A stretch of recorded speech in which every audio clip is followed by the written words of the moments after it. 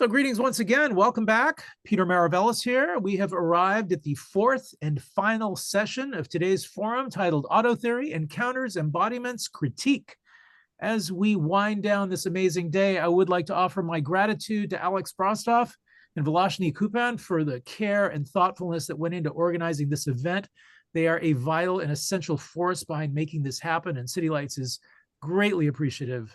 We would also like to express our gratitude to David Olson of the MIT Press and to Jen Ramage of Random House for their invaluable help with today's program. And of course, we are beaming to you from the unceded ancestral homelands of the Ramaytush Ohlone peoples. We acknowledge the privilege and honor of being in this space. Our final session today is titled Making Autotheories, Presses, Publishers, Popularization. It will be moderated by Alex Brostoff and Vilashini Cooppan with a special interview with Chris Kraus. This session wraps up what has been a really stimulating, wonderful day. It poses the questions, what is the relationship between Autotheory's experimental forms and the publishing industry? Autotheory has been a form for renegades, as its recent popularization dulled its critical edge, perhaps. Though Chris Kraus could not be with us today, Alex and Vilashini took the time to pre-record an interview with her that we will share with you for this session. Chris Kraus, of course, is a writer, critic, editor, filmmaker, performance artist, and educator. Her works include the novels I Love Dick, Aliens and Anorexia, and Torpor. She has produced plays and films, including the feature film Gravity and Grace. Her work has been featured in publications such as Art Forum, Art in America, The New Yorker, Book Forum, the Paris Review, amongst others. She has taught creative writing and art writing at the European Graduate School and has been a writer in residency at the Art Center College of Design. Chris Kraus is also the co-editor of the publishing house Semiotext. So join us now for this final session of the day. Alex and Vilashini, welcome back, and thank you for all that you've done to make today a success. A pleasure. Thank you so much, Peter. And a massive thanks again to you for making this possible. With thanks, of course, to City Lights and to the MIT Press, to our amazing editor and publicist, Vilashini and I are so happy to be here. I also want to offer thanks to all of you who have come to this final session. It's our fourth and final one, long day, and we are going to wrap it up by talking about making Autotheory and about the publishing industry and the presses that have made possible the publication and circulation of what we now know as Autotheory. So like Peter said, we're going to be showing a pre-recorded interview with Chris Kraus. Chris actually couldn't be here with us today, in part because she is doing a reading with Constance Dibur tonight. And what's really amazing, so for those of you who know Dibur's work, it's being published through Semiotext within the Native Agents series. So before I play the pre-recorded interview, I just wanted to say a couple of words about Semiotext and Native Agents for those of you who may not be familiar with them. So Semiotext is one of the US's most influential independent presses since its inception more than 3 decades ago. And it's best known for its introduction of French theory to American readers in translation. It has a highly curated list, and it is also well known for blending high and low theory, right? So bringing together various forms of high and low cultural production in so many of the hybrid forms that have been influential to Autotheory. The Native Agents series, which is under the banner of Semiotext, was introduced in 1990, in part by Chris herself, and it was developed as an antidote to the kind of male-dominated list that Semiotext was then publishing at the time. So it's still very well known today for exploring like largely women and queer experience through hybrid literary forms. So Chris Kraus's work has been published in the Native Agents series, as has Kate Zambrino's, as has Constance Dibur. And so many of the texts that we now read as autotheory came out with the Native Agents series. So when Vilashini and Peter and I were talking about this final session, we thought, who better to talk about the ways that the publishing industry has made autotheory possible as a form than Chris herself. So without further ado, I'm going to share my screen and we'll play the pre-recorded interview. As the interview is playing, please feel free to drop questions in the chat, and Vilashini and I will be excited to talk with you more afterward.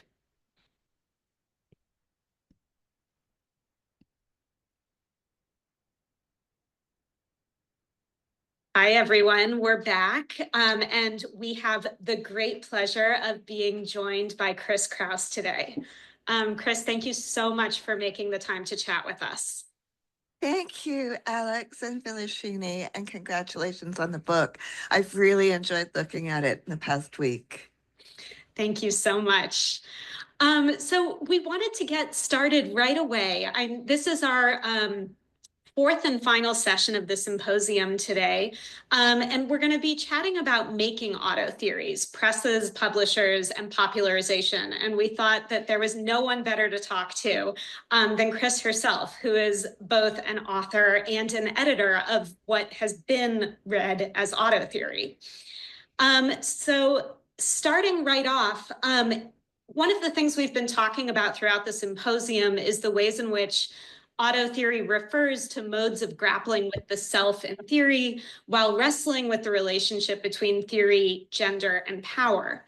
So we wanted to start off by asking Chris what it's been like in terms of your work being taken up and read through the lens of autotheory and how its canon is emerging in this moment.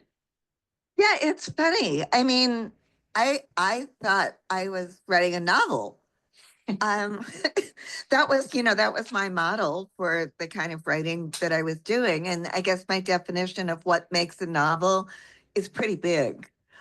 Over the years, people have come to describe that book as autofiction. And that's a genre that was a descriptor that I absolutely hated. And I would refute it given any chance to do so. Autotheory, less so. I think I feel a little bit, autotheory makes more sense to me as a new kind of spliced, made up genre, because it's so clear what it is and what it needs to be. I mean, the presence of the self, the presence of the writer is kind of not negotiable in fiction as far as I'm concerned. So the term seems redundant, but it's a great novelty in the world of philosophy or critical theory that the identity of the writer becomes involved and is at stake in the work. And that's a very important difference and distinction, and also like a really important and exciting trend. So I'm very happy if people want to apply that descriptor. That's wonderful. And I suppose every genre is made both as a kind of explosion of new forms that we don't yet have a name for, and then a retrospective process of fitting things into this new form. And it sounds like it partially surprised you, but also pleased you that some of your work demanded a new category, right? I mean, I know that I Love Dick is the one that people most perhaps associate with the work of autotheory. But I'm curious about whether you think that others of your works, also did this demanding of a new. I mean, certainly Aliens and Anorexia, which I was almost consciously writing as a nonfiction book. I think I started out wanting to write a book about Simone Weil. And then other things came into it and it became something else. But definitely, I'm sorry, I'm getting over a bad cold. In those two books, I was very consciously bringing other subject matter into fiction that don't normally, especially in American fiction, belong there. I mean, at least contemporary American kind of bourgeois literary fiction don't belong there. Interpret, I guess I was sort of more pulling literary traditions. I was pulling, you could say that that's the sort of, literary studies installment of the work. Because I was very much ripping off of Georges Perec, who I stole the character names from, and then the idea of parataxis and, mixed tenses and the trauma tense, all of that kind of is within the realm of literary studies, as well as being, folded into the novel itself. Somewhere of Hate, I think things get a little more real. And at that point, I mean, mind you, for the years that I wrote those 3 books, domestic life, I think, plays a big part in our work, whether we credit it or not. I was living with the philosopher and critic Sylvia Lochinger for those 3 books. Summer of Hate, I was not living with Sylvia anymore. We were still great friends and closely in touch, but we were no longer partners domestically. And I was living in LA, and I had met the person who became the character in the book, Paul Garcia, and learning about his experiences and spending time in the Southwest. And this was the end of the Bush years. And I was absolutely appalled by how little attention was being paid in the art world and the theory worlds to American current events, to American politics. People would talk about the political as a genre, but they were shying away from the politics that were like right up against their faces in between the 2 coasts, and that I thought were vitally important. I mean, this was a time when those artists in Buffalo, New York, the Critical Art Theory Ensemble were, being persecuted and prosecuted and, homes raided by Homeland Security, and the new definition of terrorist charges that could be used to incarcerate people for 20 years, for what would previously be considered an act of protest or conscience. I mean, this was terrifying to me, and nobody was talking about it. So Summer of Hate, I guess, became the novel of current events. That is so important as part of this history. And I think it resonates really powerfully for us right now, where tragically, those same conditions are the conditions of the present, vastly exacerbated. And I think one question many of us have is, what is the possibility, even the necessity of a form like auto theory to speak truth to power? It sounds like that was an important moment of what you saw this project doing then. Can you talk a little bit about that? Well, I don't know if any of our work really is speaking to power, because power doesn't want to listen, but at least we can speak to each other. And that seems important. But I wonder if, one of the critiques that we're seeing of auto theory again and again, is of the kind of like navel gazing, narcissistic enclosure. And one of the interventions that Vilashini and I are making in our volume Auto Theories is to be thinking about how the form is always already relational. And it's through practices of citation like this that we're seeing, and intertextuality as a mode of intersubjectivity, as it's formally imbricated. So I'm wondering if, you could talk to us a little more about the ways in which the politics of auto theory are surfacing formally, because there's so much formal innovation and intervention happening in the Native Agents series. And so many of those books that you've brought in, like through your editorial practice, seem to be working within what's now being read as auto theory, as a formal practice. I think I enjoyed the Lily Rowlands essay in your book a lot. And Lily Rowlands makes this point that auto theory is almost auto fiction with politics. auto theory is a desire to see, specific personal experience outside, that isn't navel gazing, to see it within the realm of a bigger picture and other forces that, that dictate our actions and that we live within.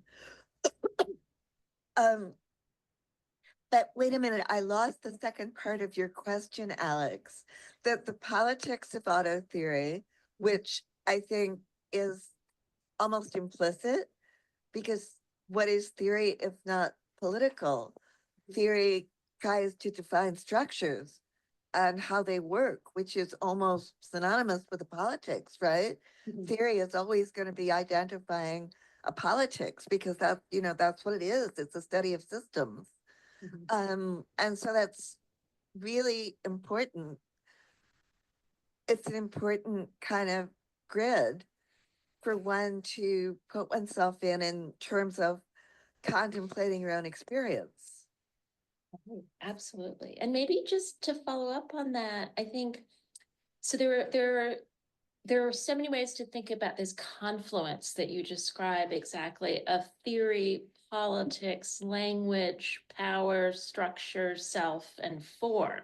And that's it's that assemblage, right, that really makes an auto-theoretical text, perhaps even more so than simply the pronoun I. And so I think we can talk a little bit about the moment when you were first experimenting with this form. So to take up the tradition of the Nouveau Roman, right, of the French experimental novel, and to take up post-structuralist theories of language, and to also be working in this moment of political repression globally, and then finally to be working at a very particular moment in feminist politics, I think produced some of this crucible, right, in which you were making a particular kind of assemblage. And could you talk about a little bit about what was the landscape like? What did it feel like? What was needed? Well, okay. I mean, there's two parts to this. One part would be my work as a writer, and the other part would be my work as an editor. And they're quite different. My work as a writer, I wasn't trained as an academic. I had interests in certain things, that I'd always followed through as an artist, as many artists do. But that, I wasn't an academic. That wasn't my primary métier. But the idea that I would write about these things seemed completely natural to me because they were part of my world. They were what I was thinking about every day. I remember when I was, early on, I did a big study of phenomenology, a kind of self-study of phenomenology when I was making films, and reading those books and thinking those things and talking about them with other people was so much part of my personal experience, as much as, the other activities that normally come into first person fiction. So, I mean, it's kind of like what I mean, I always try to make everything as kindergarten as possible. And, when I teach writing in a grad program, I make people keep diaries, and that's so cringy for grad students, especially, serious ones who want to have careers. And I'm like, but wait a minute. Your diary is about your whole day, your whole life. It's not just about who you slept with or who didn't invite you to dinner. It's also about what you were thinking and reading. That's every bit as much belongs in your diary as those other things. They're all part of your day. Diary means day. And it just becomes a way to write about ideas in a way that's less disembodied and abstract and more personal and closer to the way that we really experience them when we first encounter them. Mm-hmm.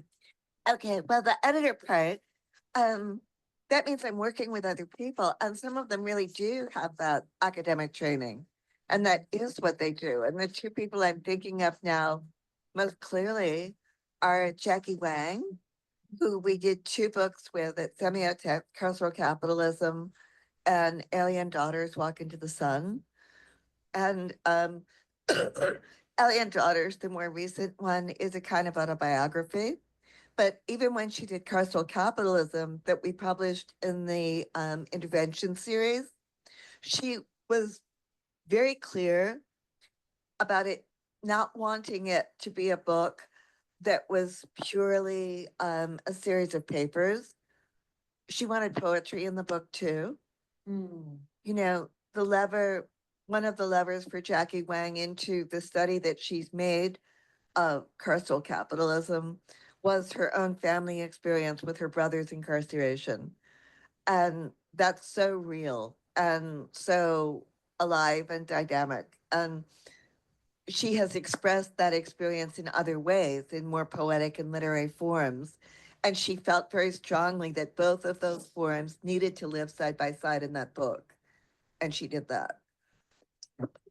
Another work more recently that we published that I'm thinking of is the 21st century literary scholar Anna Poletti's book, Hello World.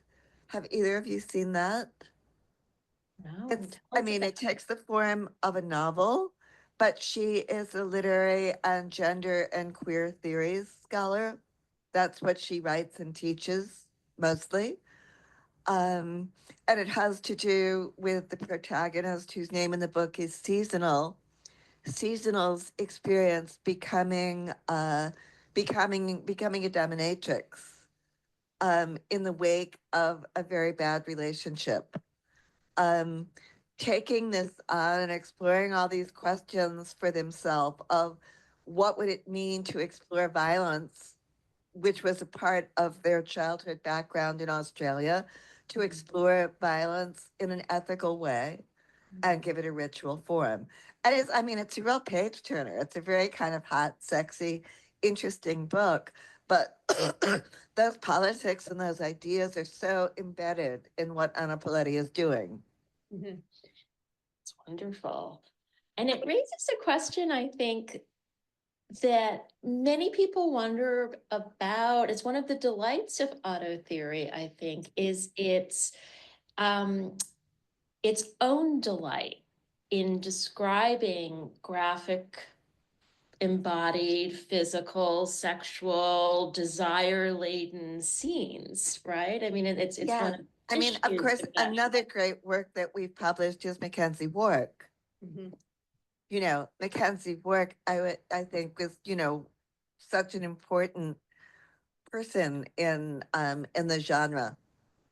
Absolutely. Well, when you were thinking about what to publish, when you were thinking about, as you so beautifully said, let's have texts that talk to one another, what kind of conversation around sexuality did you want to open up, to make a space for with these texts?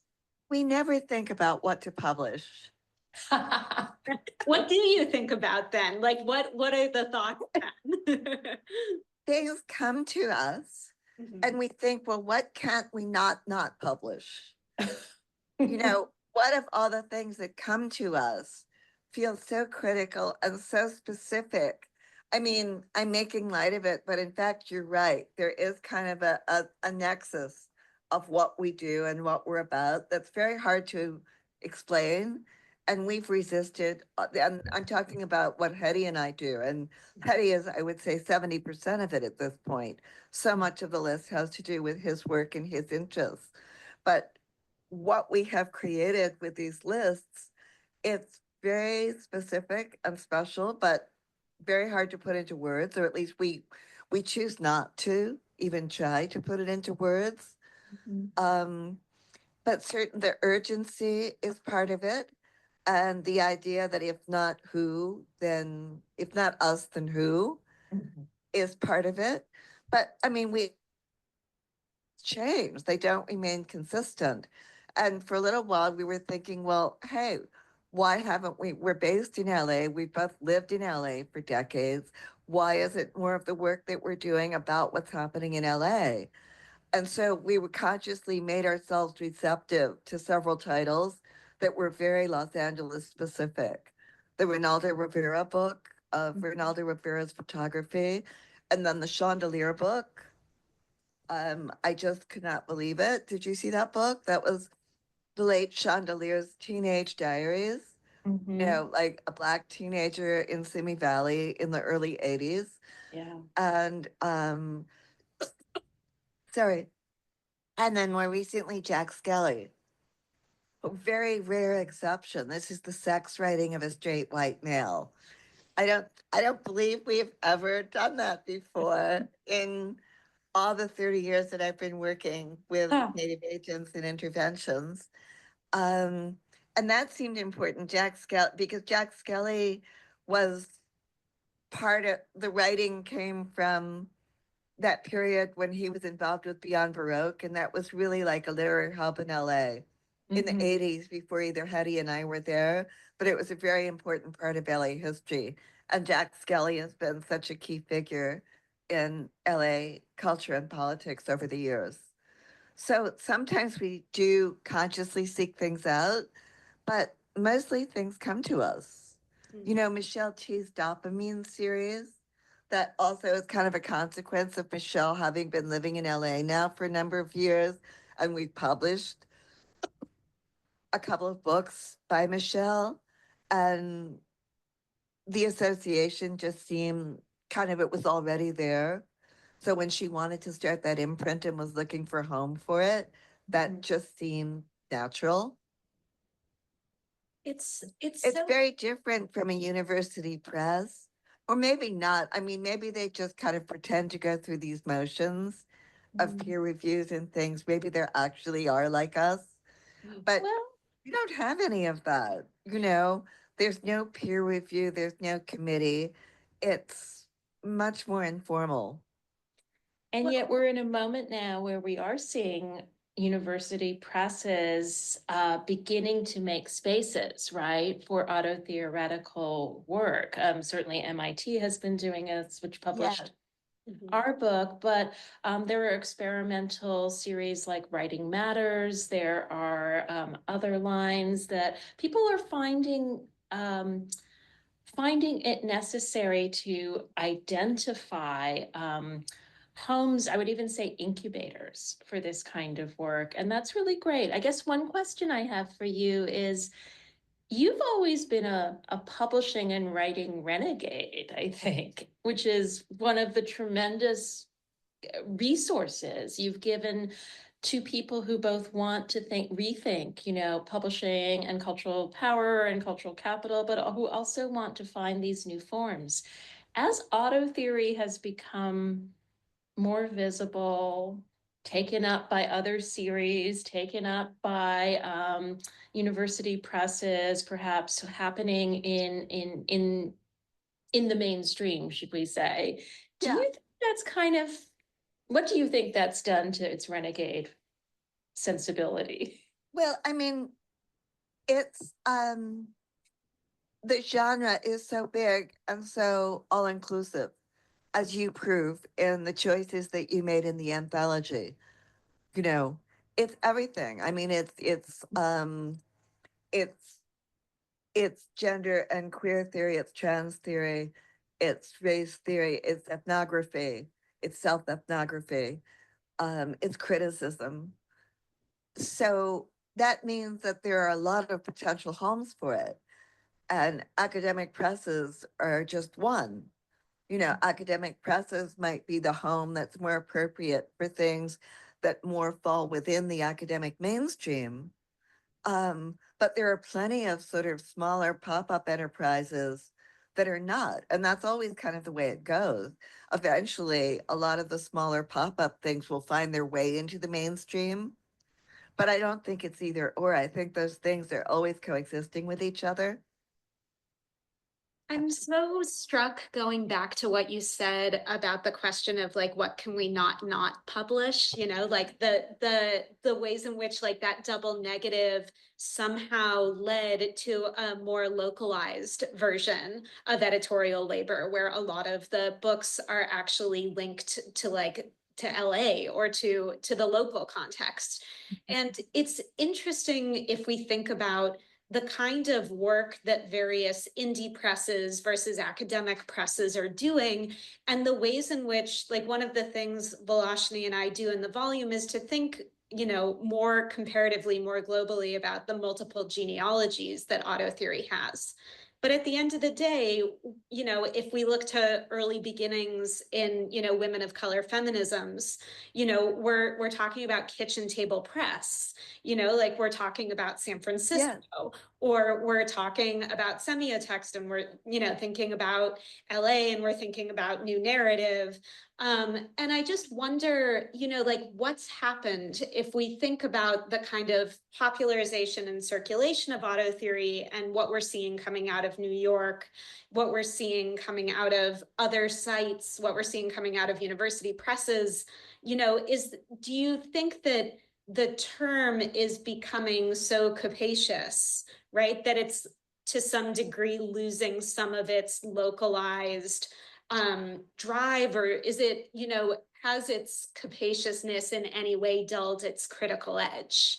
Or on the contrary, has its capaciousness rendered it more potent, more politically possible, more cutting?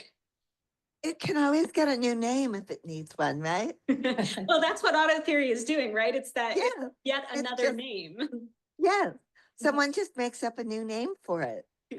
Right, and you did that with fictocriticism, right? Like that was... I never made, did I make, I don't think I did. I thought that was... Maybe Mark von Schlegel and I did, but yes, we did.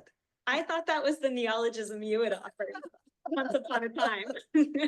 Yes, we did, because we were trying to get away. You don't get paid for placing a short story, but you get paid for a catalog essay. So we were trying to legitimize a way of getting paid to place our fiction writing. All right, so it all goes back to industry at the end of the day, in other words. Yes, yes. But I mean, no, autofiction, I mean, I'm sure the term is here to stay in the same way. Auto theory is here to stay in the same way that autofiction is. But other, I think, definitions will pop up within the very big, you know, definition of what that is, and be absorbed by it. I don't think the name really matters terribly much, do you? No, I don't. I actually, like, I'm actually obsessed with like this question of naming, because for me it's less important. You know, it's, if we think about like the question, what is auto theory? It's going to lead us toward, you know, like periodization, taxonomizing, right? Genealogies, et cetera. And I'm always more interested in like what the name does, right? Like, what does it render visible? What does it, you know, render invisible or obscure, right? Like what can a name do politically, ethically, formally, et cetera? And I wonder if what you're suggesting with, right, there's always a new name. Maybe we just need these terms, right, to renew the political possibilities of form. Right. Well, and there's also the way that it becomes so established in the way that autofiction did, that it rubs off on the other genre that it supposedly broke away from. I think, you know, the currency of like quote unquote autofiction made things possible in fiction, made things normal in fiction that wouldn't have been thought normal 10 years before. And in this, it redefines the mainstream. And I think auto theory would do the same with more kind of conventional mainstream critical theory and philosophy. Exactly. And that brings us back to something we started with, which is that in many ways, this form is one place where people are wrestling with the questions of what theory is for, what it can offer to us. The point is not simply to philosophize about the world, but to change it, to quote Marx. But so I think that this kind of investment in theory as practice, as well as theory as form, which is something that feminist movements gave us, which women of color feminism in the 80s gave us, which so many, you know, feminist, trans, and queer studies have given us. It seems to me that there's, and I'm curious what you think, having thought about autotheoretical forms in what we might say are different theoretical moments. What do you think auto theory can offer to theory right now?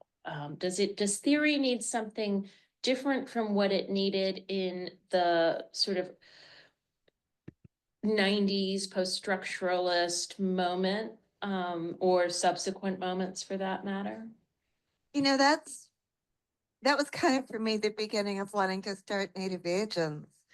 Was I didn't formally study it, but living with Silver, I was immersed in the theory that he was publishing, Deleuze and Guattari, French post-structuralist theory, Lyotard, Paul Virilio. And I mean, he absolutely loved Deleuze and Guattari, and, no doubt they are great. But there was also something about their work that seemed so programmatic to me, in a way that was denying of any presence or personal experience. And when I started Native Agents, it was like a joke. It was like, okay, these American first-person fiction writers, mostly women, mostly lesbians, are showing us the practice of radical subjectivity that French theory talks about. I love that. But I think, I don't know, it's such an interesting question, and there's I'm so interested in the idea of ethnographies and autoethnographies and experiments in ethnography that are collaborations. I mean, I think if I could have been anything besides a fiction writer, I would have liked to be an anthropologist or ethnographer, because it gives you this opportunity to enter other worlds. And the practice of involving involving the participants in ethnographies, that just seems so exciting. And I mean, it's not a new idea. Jean Rouge tried to do it in the 1950s, but I think it's a lot more prevalent now. And that seems so important and rich. So I love this idea that you raised, that you were publishing these lesbian feminist fiction writers in a certain moment who were giving us that free flow of desire, that fragmentation of the subject, that political insurgency of the practices of desire. And I'm really curious about, as you publish fiction, as you think about fiction, what are some other transformations of subjectivities that you see people working with right now? Because, and I'm thinking about this, Alex and I both teach college age students. And so there's a great debate as to the ways in which digital culture has shaped their experience of everything, from the story of themselves, their intimacies, the ephemerality of their connections. So I'm just wondering, can you say a little bit about what sorts of subjectivities are surfacing in the work you're publishing now? Well, we're not publishing exclusively new books is the problem, especially with Hetty's interest. We often go back into history and we publish old books that we feel need to come out because they shed some light on the present. We have this very big project coming up now, with Tosquel, who was the founder of the anti-psychiatry movement. This book by Tosquel has never been translated, I don't think. It's written half in French and half in Catalan, which was Tosquel's first language. So it's very hard and kind of expensive project. But he was the mentor of both Frantz Fanon and Félix Guattari. And he ran a facility that predated Dibur, that was like the first anti-psychiatric facility in France. And actually Fanon had interned there. And that just seems like a really important and interesting piece of history to pull forward. Absolutely. And we need that book. And it's so interesting that it's it's precisely somebody working within the critique of a dominant narrative of the subject, whether it's psychiatry or analysis, that you're going back to. I mean, I myself think that Fanon is doing a kind of anti-colonial auto theory in Black Skin, White Mask, precisely by showing the self in profound and difficult and ultimately exploding tension with disciplinary structures like psychoanalysis, sociology, like colonialism. So we need that book very much. In terms of things that your students would especially like and relate to, I think Natasha Stagg, the set of books that we've published by Natasha, really speak to that. Her first novel, okay, what's the title of Natasha's first novel? I'm totally blanking on it now. We've published so many of Natasha's books. Artless and Strapless, and her first novel came out in 2015, and it was about internet fame. It was a very early depiction of what it meant to achieve internet fame and what the person did with it. The protagonist was like, went to some college, not an important college, and after college was working in a mall in Tucson, Arizona, and spending a lot of time online. And suddenly, through a series of connections, becomes very internet famous. Oh, great. Yeah, it's an incredible book. Really, it really captures that moment of the early 2010s and what was happening as life became almost like wraparound digital for the first time. And we're publishing another book of Natasha's coming out in the fall called Grand Rapids that is also about Northern Midwest teenagers. It's as autofictional as anything else that she writes. But Natasha really kind of covers that world very well. And another book that we didn't publish, but I wish we did. Did you read Olivia Kent Sperling's Island Time? I know. We will, by the way, make available a reading list to viewers. We'll do a bibliography. Yeah, that's really an amazing book. Olivia Kent Sperling's book is it's composed like a video game. And it's like it's all reality stars, but the composition of the book itself, the bifurcating paths, and the kind of universe of the book, the sort of bubble universe of the book, the whole book is like a text of a video game. It's really great. And then Kate Durbin, of course, her writing. Are you familiar with Kate Durbin's writing?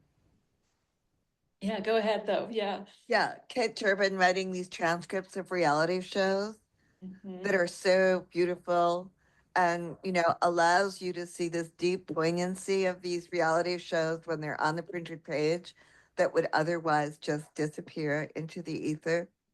Right. I mean, I'm thinking as you speak about it, about how important it is to have these forms of writing, of which auto theory is one, that give us back the structures of the everyday in an imaginative form, right? Whether it's the video game or the celebrity system or social mediatized identities, and that when fiction or a hybrid form of fiction and criticism gives us back the structures that contain us in an imaginative form, it seems like that's the beginning, not just of understanding where you are, but also imagining some kind of pushback.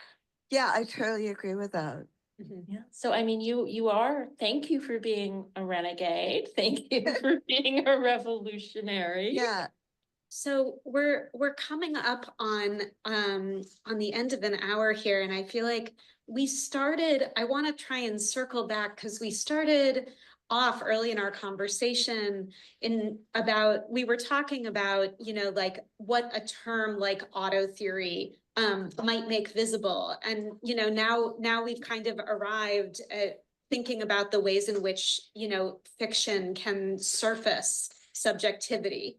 So I wonder if, you know, in conclusion, if, you know, if you want to say anything more about your forthcoming book, is there a new genre name that needs to be invented to describe what you've written now? You know, what can we call it? Well, that's not really my job, is it? Well, if you could. No, I don't know. I'm not a genre namer. I just, you know, I'll write the books and then someone else can name the genre. All right. We'll leave that to the critics in that case. Yeah. But we want to thank you for having done the incredible work, not of naming it, but of producing all of the incredible forms, themes, connections, and for that have helped inspire a large world of what we might call autotheoretical writing and autotheoretical publishing. And you've done that from so many different spheres, from within the form itself, but also from making homes for this writing, and in our conversation for reminding us of why it matters so much. So Well, that's great. really, we're grateful. Thank you both very much. And yes, all the best for the book. Oh, thank you so much, Chris. You've opened so many worlds for so many of us, and it's just an honor to be in conversation with you today. Oh, thanks, Alex, and I'll see you later. Bye, City Lights. Thank you. Thank you. Bye. All right. Hi, everyone. We're back. We have about 5 more minutes left of the session, and we would love to hear questions and comments. Unfortunately, Chris can't be with us, but we would love to keep the conversation going with you all. Well, I would like to jump in as we're waiting for people to post their questions and comments. You know, as City Lights is also a small publisher and as well as a bookstore, we greatly resonate with auto theory. And because I think a great deal of our practice as, you know, both publisher and bookstore is about generating hybrid discussions and about bringing together subjects that can cross over into each other's orbit and generate new vectors for thought and discussion. I think in the bookstore, I'm really the topography section, the commodity aesthetics section, the evidence section are all kind of examples of that. In topographies, you have so many different subjects all coming together in one place. There's mapping, digital culture, the history of advancing technologies, radical views of architecture. You know, in commodity aesthetics, you know, it's about advertising, but just as much as it is about the effects of capital on culture. As a publishing house, I recall the work of the Iraqi performance artist Wafa Bilal, and we published a book for him called Shoot an Iraqi, which weaves together accounts of the intersection and collision points of Iraqi and US culture. And he interrogates the pathologies of violence. Most recently, the work of the poet Musab Abu Toha, who recently published, who offers really powerful accounts of standing as witness to the erasure of his people in Gaza. Wafa, I think, can be seen as writing prose that has a very strong poetic element.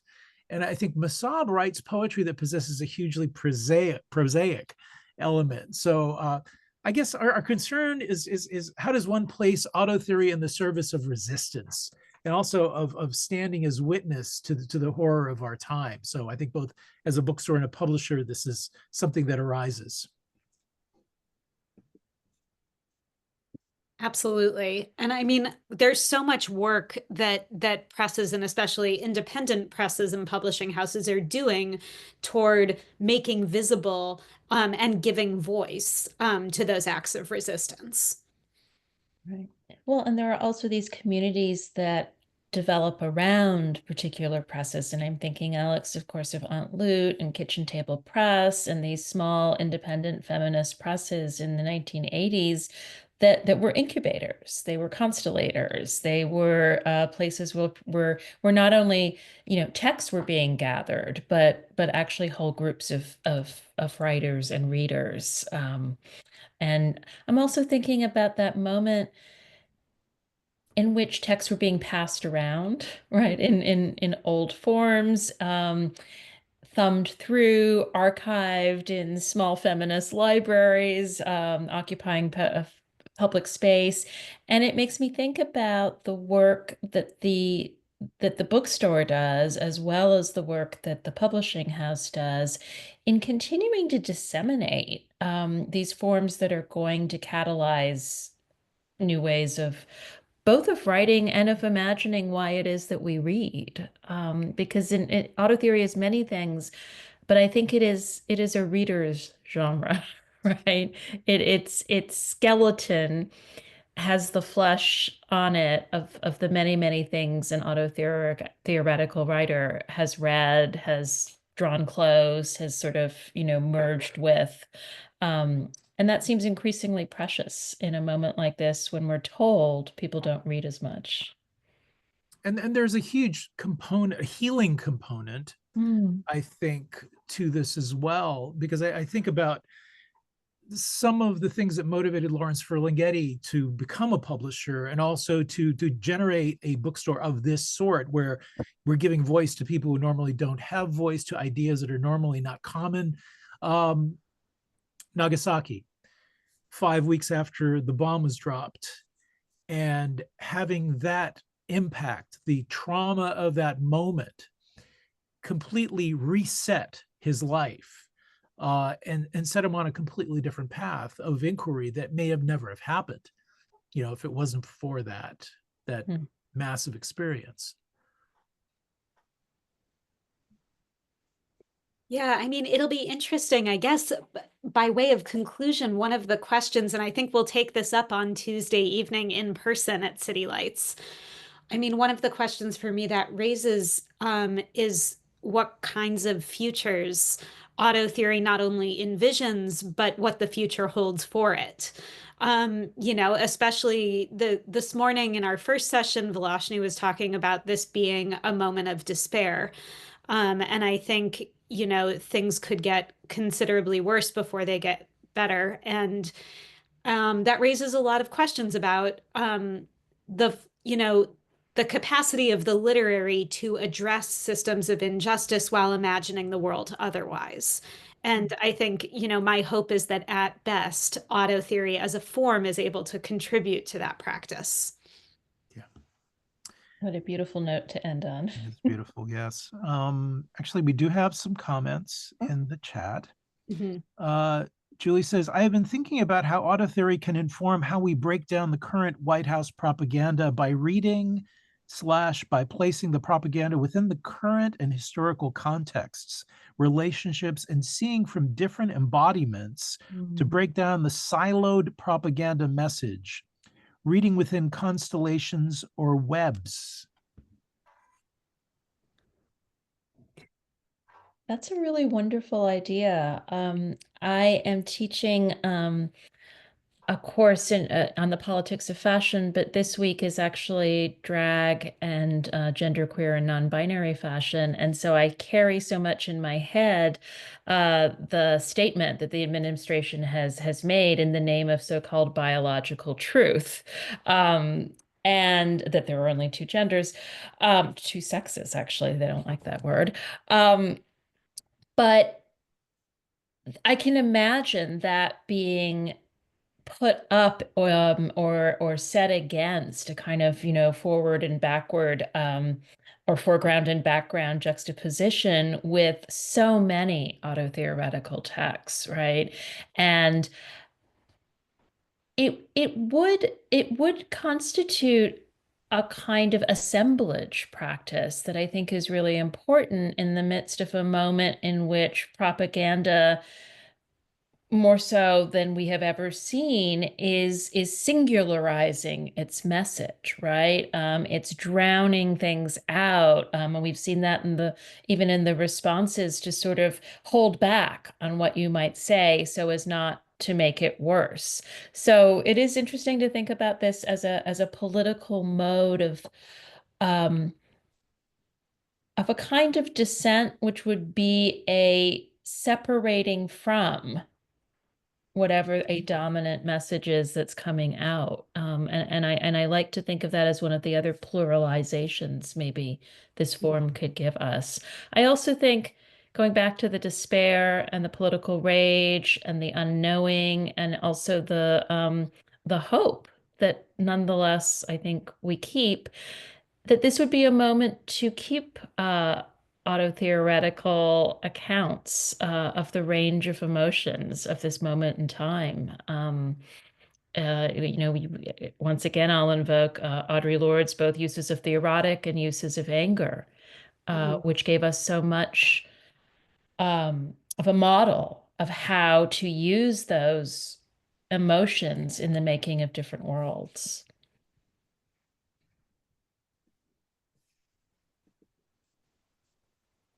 Alex, did you have anything to add? No, I mean, I'm thinking about that also brings us back to the great question that we had in our opening session this morning about the relationship between auto theory and affect. And, it's interesting to think about at that moment this morning, I was thinking about the Public Feelings Project that Lauren Berlin, Kathleen Stewart, and Anne Speklovich have been involved in, about thinking about the politics of emotion, the public politics of emotion. And, I'm reminded of books like Sarah Ahmed's The Promise of Happiness, or, Speklovich's Depression, a Public Feeling. And I think it's going to be interesting to see the ways in which forms like auto theory enable us to publicly wrestle with not only feelings of, rage and grief and exhaustion, like we were talking about with Erica and Elda Maria, but also the kinds of critical vulnerability, to use Elda Maria's term, the kinds of critical vulnerability with which we speak back to hegemonic discourses that have produced us as subjects. Well, I think auto theory always unfolds in a moment and a history and a context. And so we have yet to see what this next stage will be. It's interesting to think of some critiques that have been made of auto theory as something whose sort of smug, narcissistic self-centeredness precisely aligns with the moment of globalization, with a moment of monopoly capital, with a moment of profound inequities, and with a kind of politics of entitled arrival. And we are seeing that project, if it even did exist, being exposed in its guts right now in a really interesting way. And I wonder, I'm thinking, Peter, of your phrase of the veil being lifted, of seeing structures for what they are, lifting the ideological curtain, seeing the Wizard of Oz, and what sorts of forms will emerge, pitting one kind of truth against a truthiness kind of truth. What does that do to the burden of this form, which is going way beyond realism in its classic Henry James sense, to hold a mirror up to life? If we just do that, we're not going to get very far. Yeah. Well, so much to think about here. And, I think we could take this into so many different directions. And I hope we cross paths again in the not too distant and can create some additional forums, because there is so much rich ground here. And I am very grateful to the both of you for producing this book, but also for, bringing together so many wonderful scholars today and creating such a rich discussion. So ever grateful to you both. And also for those of you in the audience who have stuck with us, you diehards, thank you so much. As always, this event has been made possible by support from the City Lights Foundation, fostering an active engagement with books and literary culture. Our public events, our publishing program, and educational outreach are all dedicated to sustaining a vibrant community of readers, writers, and independent thinkers. So thank you again, everyone. Please stay well, stay strong, be kind to each other, and we hope to see you soon. Thank you again, Peter. This has been such a pleasure.